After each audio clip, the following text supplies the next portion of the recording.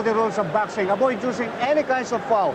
Don't throw any punches during the break. Is that clear? Seconds, come out fighting. George Foreman, a good idea for him to be back, or it's a bad idea? And there's an overhand right by Cowie. He saw the Guido Trani fight, and I'll tell you, Guido Trani was able to land all kinds of punches on George Foreman. And Cowie landed a good overhand right, shook George a little bit just to start things off. But there he goes pushing him, now just as I predicted. And Padilla gives him a warning. Now, Padilla is a referee who usually has kind of a hands-off policy about Foreman. Foreman looks like he's kind of toying with Braxton, or with Cowie. And there's the jab from Foreman. Well, good right by Cowie. George has to keep it out there with that left jab. If he starts to stay inside, he can get himself in a lot of trouble. The jab and the uppercut is two most important. If anything Foreman throws to the body, will be a low blow. George is allowing Cowie to take too many liberties. Cowie holding his hand out to keep Foreman at bay. And George Foreman looks ponderous and slow right now, and he's taking right hands to the head. And that one shook him. But they have him doing it. Well, at least it shows he can do it. Uh-oh. For Cowie. This one is to land a third one. But the left, though, he was very tough to him. Right now, he's getting nailed by Foreman. And it's taking its toll, I would think. Although he's standing in there with him. Oh, that one hurt Cowie. He's hurt now. Good first round. Cowie has been nailed with some big right hands. Lands his own hook against Foreman. A much slower Dwight Muhammad should be using. Good left hook by Cowie. And another good left hook. Foreman pushes him off on a right hand and another right hand. George Foreman felt those punches. He is getting nailed with some big shots now by Cowie. And Cowie with the jab that lands. And Cowie is talking to him. Cowie was hurt earlier. Now he's back against the ropes. Welterweight champion gets another right hand home. Right hand by Cowie, and that woke up the crowd and woke up Foreman a little, but he doesn't back up. He keeps coming. Throws a bizarre right hand to the back of. Oh, there goes. Something hurt Cowie to the back of the head. It looked to me like it got hit in the back on the kidneys, Al. Boy, it was very tough to see what that was. Something hurt him. Well, Foreman just nailed him with a pretty good right hand.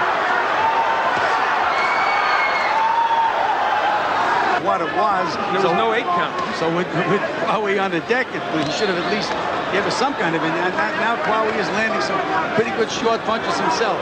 Uppercut hurt. Under the microscope to be sure. People looking at what he had. Cowie in a bad spot for him in that corner. Lands some rights. That left hook. They've landed big shots just like the second round. Again, the right by Cowie. His big punch, his best punch is still that left jab, but he's not using it. Big left hook by Cowie. Dwight Cowie doing what Guido Trani did so well. Those overhand hooks and overhand rights. Knockdown. Little left hook. And there it is, yeah. A right to the kidneys. Honey, and in all the other ones. Not here. And tie it first. Maybe we should skip right. Good right hand counter by Cowie. Good combinations by Dwight Cowie. There's the jab. Uppercut by Cowie. And so what has been landed in this round primarily has been landed by Cowie. Good left hook by Cowie. Yeah, Al. Right hand by George Foreman that does very. You have to remember, as heavy as Cowie has become in the Holyfield, he has abilities. Oh yes, he definitely does. There's no question about that. Now he was hit with 3 good shots by Foreman. Gil, I don't know about you, but I have my answer. I won Puerto Rico, correct? San Juan, Puerto Rico, 100 degrees in the building. You were there. Good, that was about as much snap as I've seen George have on a punch tonight. A little left on his punches. He's landed some big ones, warning the Cowie for low blows. Cowie landing a couple of good shots. That tactic started when he did so effectively to Joe Frazier and pushed him off his rhythm. But in this instance, it seems that's not minded. You can move your head all night, Al, but your body doesn't move. George be trying to throw some real bombs downstairs. He's really not trying to hit the body of Kawi. He's landing in this round, no question about that. He's having a good 6th round. And he got nailed. Kawi lands a short right hand and a left hook. Another hook by Kawi. Foreman just pushes him off. This fight keeps going and start talking about who's landing more punches, shots. Well, if this fight continues this way, I think we're going to see a very controversial split decision written all over it. Right hand by Foreman, and that uppercut hurt. He faked him out. Wow. He faked out Foreman, then came back with a right hand. That was fascinating. I've never seen a fighter fake that much. No, it looked like he was going down. Wow. Corner. Gil, do you feel like everything is kind of in slow motion here? Yes, I it's like certainly we're do. still every 10 or 12 seconds. There's 22 seconds left in round 6, and that left hook did hurt him. That's a knockdown because no, it isn't. It should have been. He went against the ropes. Against the ropes, right? That's correct. That should have been a knockdown. Instead, Foreman stopped punching. Kawi got up. Oh, it might have been a knockdown.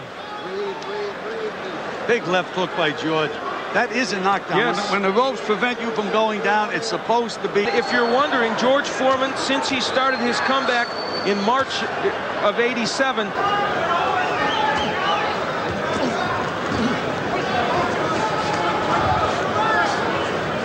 ain't that jab, he can just rip that hook under.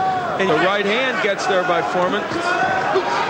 There's the uppercut, and that right hand pushes Kawi back. But in real trouble, and he wasn't. The jab and the right hand by Foreman, and the jab helping to set things dominating. That was the first good left hook to the body, which I think he can land all day. And I'm not sure that didn't really hurt Kawi. I think Kawi wants to quit. That's it. Well, as I said, Al, he had the will to get by this round, which is short.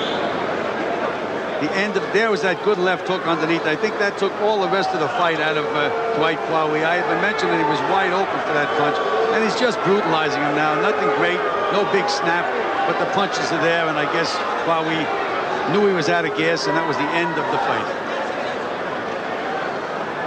Very, very close. I thought maybe the Foreman was by a point or two. That's all. Well, George Foreman wins on a TKO. It is his 8th straight win since his comeback.